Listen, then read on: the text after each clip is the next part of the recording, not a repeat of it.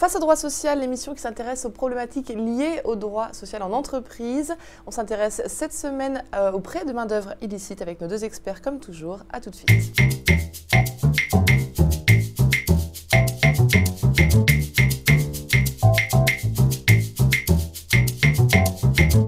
250 à 300 procès-verbaux dressés chaque année pour des affaires de prêt de main-d'œuvre illicite. On va en parler avec nos deux experts.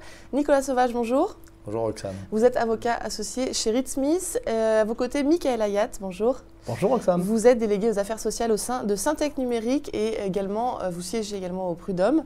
La première question, dans quel cas assiste-t-on à un prêt de main-d'œuvre illicite ?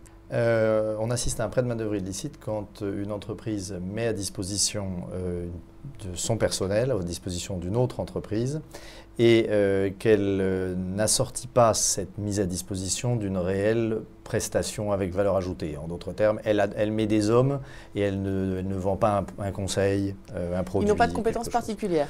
Ils ont des compétences particulières, mais ce ne sont pas les compétences particulières qui vont être vendues avec une espèce de produit. Quand on vend par exemple une prestation de conseil, il y a un conseil particulier, il y a l'objectif, réaliser des économies, installer un programme informatique. Ça, c'est une vraie prestation avec des hommes autour pour la mettre en œuvre. Quand on dit simplement de combien d'informaticiens avez-vous besoin la semaine prochaine, j'en ai besoin de 5, très bien, je les envoie. Ça, c'est exactement du prêt de main-d'œuvre illicite, sauf si on est une entreprise d'intérim.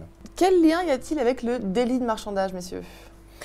Le délit de marchandage, c'est lorsque les personnes sont mises à disposition et qu'elles perdent de fait des droits ou des avantages qu'elles auraient eus si elles avaient été soumises à la convention collective de l'entreprise auprès desquelles elles sont mises à disposition. Ah, donc loueuse.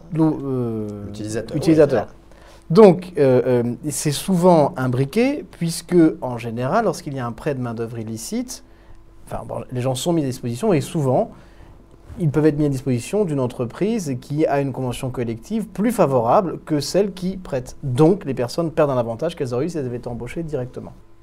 Nicolas, vous souhaitiez ajouter quelque chose ? Oui, on peut ajouter qu'il s'agit d'un délit et que, comme tout délit, il faut une intention. Donc, bien entendu, il faut que l'employeur, pour le marchandage, ait voulu délibérément priver ses salariés d'avantages liés par exemple à la convention collective, la sienne étant moins favorable que celle des entreprises utilisatrices auprès desquelles il va mettre ce personnel pour qu'on puisse effectivement l'attraper et le sanctionner. Donc, encore une fois, attention, le délit de marchandage qui va avec le prêt de main-d'œuvre, il est l'idée qu'on met à disposition des gens et non pas un savoir-faire, une compétence pour une mission précise, et qu'en plus on le fait délibérément en se disant ça nous coûtera moins cher de mettre à disposition nos personnels pour cette personne utilisatrice que si c'est la personne utilisatrice qui les recrute parce qu'elle devra leur payer peut-être plus de jours de RTT, des primes de vacances, des choses, etc. Nicolas, quelles sont les sanctions pour l'entreprise qui se rendent coupables de marchandage ? Alors, il y a deux types de sanctions. Il y a des sanctions civiles et des sanctions criminelles, pénales. Les sanctions civiles, ça va être la requalification en fait de relations entre l'entreprise utilisatrice et les salariés en contrat de travail directement. Donc elles vont se retrouver, les salariés vont se retrouver directement, les salariés de l'entreprise prêteuse vont se retrouver ou pourront demander à ce que soit requalifiée la relation directement en contrat de travail avec l'entreprise utilisatrice, ce qui évidemment est un problème pour l'entreprise utilisatrice. C'est l'annulation du contrat qui a amené à ce délit de marchandage ou à ce prêt de main-d'œuvre illicite. Et du point de vue pénal, les sanctions, c'est 30 000 € d'amende pour les personnes physiques et 2 ans de prison, avec des sanctions complémentaires. Et pour les entreprises, c'est 150 000 € d'amende. Et des sanctions complémentaires du type publication dans les journaux, interdiction de participer aux appels d'offres publics. Donc les sanctions sont très lourdes, il faut faire attention. Ce sont les mêmes sanctions pour le délit de marchandage et pour le prêt de main-d'œuvre illicite. Voilà. Dans le cas de délit de main-d'œuvre illicite, quelle entreprise est responsable ? L'entreprise qui prête la main-d'œuvre, l'entreprise qui reçoit, qui héberge Les deux, mon général, si je puis me permettre. c'est-à-dire d'abord celle qui a commis le prêt de main-d'œuvre illicite, c'est-à-dire celle qui a prêté le personnel, mais le client en bénéficie en fait du prêt de main-d'œuvre illicite, puisque par exemple, ça lui évite de passer par une entreprise d'intérim qui lui facturerait plus cher en général, et puis c'est encore plus vrai dans le délit de marchandage, où effectivement il y trouve vraiment à son compte, souvent à double titre. Et donc, lui aussi, l'entreprise utilisatrice, enfin, elle aussi, l'entreprise utilisatrice, peut être considérée comme complice au sens pénal du délit. Donc, vraiment, les entreprises doivent faire extrêmement attention à ces deux délits. Le premier, le prêt de main-d'œuvre illicite, étant le plus fréquent. Mickaël, au prud'homme, est-ce que vous voyez régulièrement des affaires de prêt de main-d'œuvre illicite? Régulièrement, non, ça arrive, mais c'est assez rare en pratique. On a souvent des cas qui pourraient, lorsque l'avocat le plaide, tendre à cela. Mais les avocats ne vont pas dans leur demande sur ce terrain-là. On voit souvent des cas, par exemple, où des personnes se plaignent des conditions de travail qu'elles ont pu avoir dans une entreprise dans laquelle elles étaient prêtées. Mais elles attaquent manière licite? De manière, on ne le saura pas puisque ça n'a pas été soulevé, mais elles attaquent leur employeur en disant que leur employeur aurait dû prendre des mesures de sécurité ou des mesures sans attaquer sur ce terrain du prêt de main-d'œuvre. Un exemple classique, ce sont des personnes qui font de la réception et qui considèrent qu'elles ont été soumises à un travail extrêmement important, trop important pour ce qui était prévu. Ça porte préjudice à leur santé, mais elles pourraient considérer que dans ce travail, elles ont reçu des directives, elles ont reçu des ordres de la part de l'entreprise utilisatrice et que par conséquent, la relation de travail aurait été, peut-être, aurait pu ressembler à un prêt de main-d'œuvre. Donc, mais on a rarement en réalité ce cas-là en pratique. Les contentieux se déroulant plutôt, pour l'instant, sur d'autres terrains. Alors, dans quelle mesure ce débat fait-il polémique, ce phénomène ? La difficulté, c'est que, comme vous pouvez le sentir, il est souvent assez difficile. Il faut apprécier une concreto, il faut des plaidoiries, apprécier des situations, et ça peut au bout d'un moment devenir pénalisant, puisque des entreprises qui vendent un service, et pas des gens, peuvent avoir des difficultés et peuvent s'interdire de vendre leurs prestations ou de vendre le service qui est quand même ce qui les fait vivre, parce qu'elles craignent que la relation commerciale, purement commerciale de vente d'un service avec un client soit requalifiée parce que le client n'est peut-être pas forcément toujours extrêmement rigoureux en prêt de main-d'œuvre, alors qu'elles ne le souhaitent absolument pas et ce n'est pas leur façon de travailler. Donc ce délit, comme il est très largement défini dans le Code du travail et pourrait, à mon avis, être défini utilement de manière un peu plus précise, peut entraîner parfois des difficultés dans les services de ressources humaines qui vont développer des stratégies extrêmement importantes pour se protéger et protéger leurs salariés et leur entreprise. Et par ailleurs, peuvent parfois freiner un peu la relation des affaires, alors que la relation était licite. Que ça freine des relations illicites, c'est normal.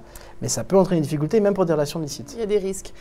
Nicolas, pour éviter ces risques, de quoi les entreprises doivent-elles se méfier pour ne pas tomber dans le prêt de main-d'œuvre illicite quand elles pensent fournir un service ou une prestation? Alors, on va d'abord parler de l'entreprise prêteuse, enfin, on va dire de celle qui donne la prestation de service.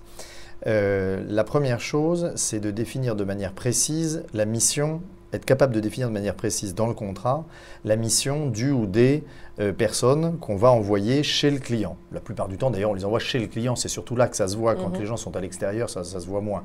Mais ils sont chez le client. Donc d'abord, définir la mission très précisément. Pas envoyer 5 bons hommes, bonnes femmes. Il s'agit de ne pas envoyer du personnel. On envoie des gens nécessaires pour une mission.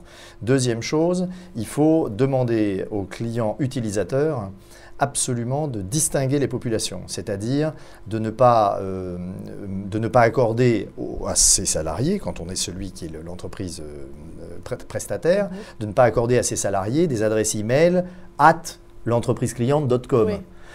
Il ne faut pas leur donner un bureau avec dessus le nom de tous les consultants qui sont les miens, qui vont dans l'entreprise utilisatrice. Il faut, et surtout, éviter que l'entreprise utilisatrice, avec son personnel, son directeur des services informatiques, etc., donne des instructions directement à mes consultants. Parce que là, la relation de subordination, les instructions que je donne, etc., vont commencer à glisser vers l'entreprise utilisatrice. Et c'est là que commence à apparaître le risque de prêt de main-d'œuvre illicite. C'est toujours l'entreprise prêteuse qui manage ses équipes voilà. qui prêtent. Et donc, c'est le principe du travail en équipe, c'est-à-dire j'ai un chef d'équipe qui est responsable de 2, 3, 4, 10 consultants qui sont chez le client sur un projet particulier.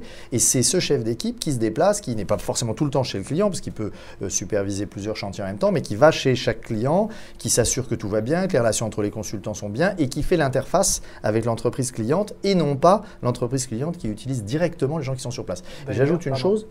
Après, je rajouterai un détail. J'ajoute une chose, c'est qu'il y a une question de durée qui est très importante. Plus ça dure, plus c'est risqué.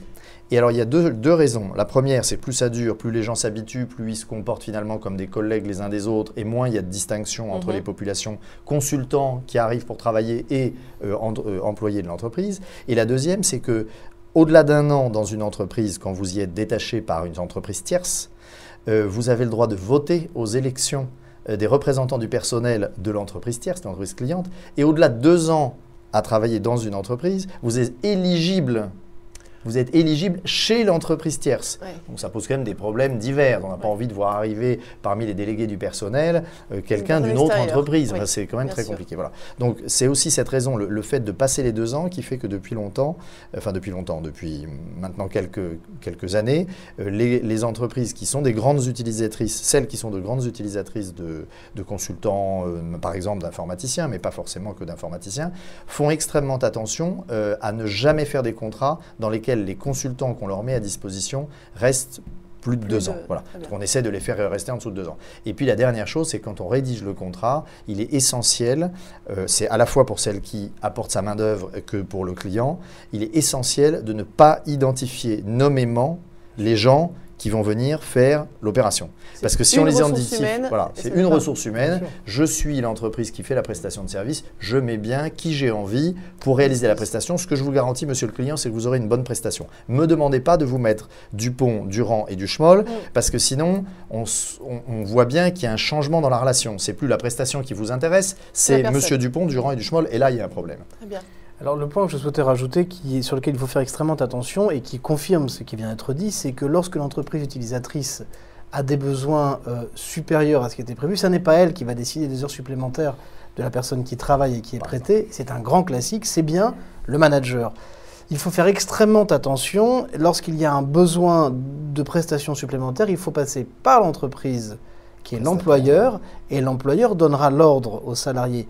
Travailler autrement, faire directement dire « écoute, Roger, peux-tu rester 2 heures de plus, je facturerai 2 heures de plus », c'est terrible, parce que d'abord, Roger, en question, se trouve dans une situation, enfin, Roger ou quelqu'un d'autre se trouve dans une situation où il est coincé entre ce que lui demande son employeur, qui peut ne pas être d'accord, qui peut dire « il n'y a pas d'heure sup », et ce que lui demande le client. Et ensuite, s'il est un peu conscient de la situation, il est devant une situation où s'il accepte, il va, par sa volonté, finalement, enfin, par son acceptation, rendre concret le prêt de main-d'œuvre alors que lui ne le souhaite pas et que personne ne le souhaite. Donc les heures supplémentaires éventuelles doivent être validées par l'employeur et commandées par l'employeur, jamais par le client. Très bien. Merci monsieur pour ces précisions sur le prêt de main-d'œuvre illicite. À très bientôt pour un prochain épisode de Face au droit social.